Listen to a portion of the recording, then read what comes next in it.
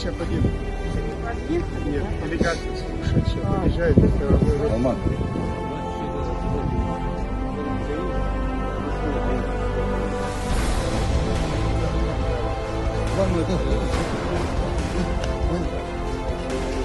Позже приехали, да? На сутки. Как дела?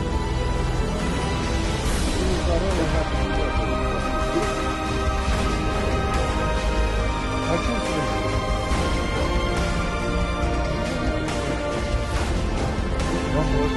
Почему? Нет, у нас не было значения для вас.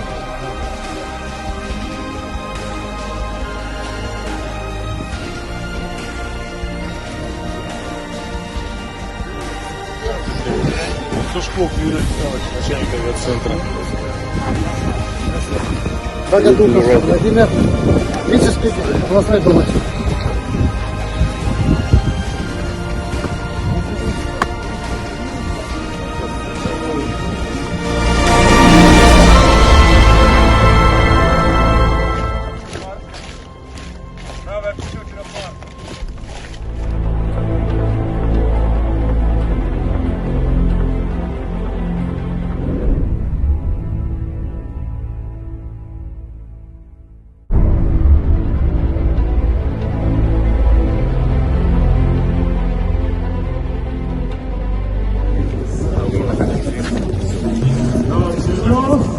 Автором проекта была московская компания проектная.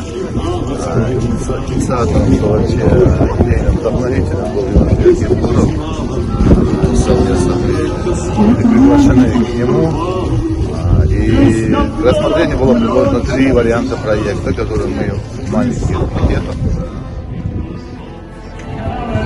Добрым, веселым человеком никогда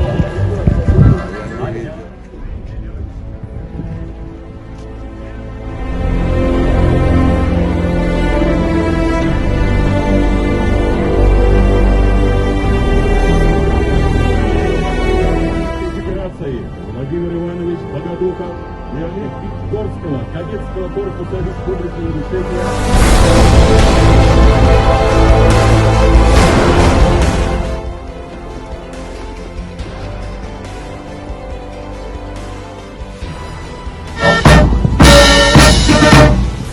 Уважаемые гости,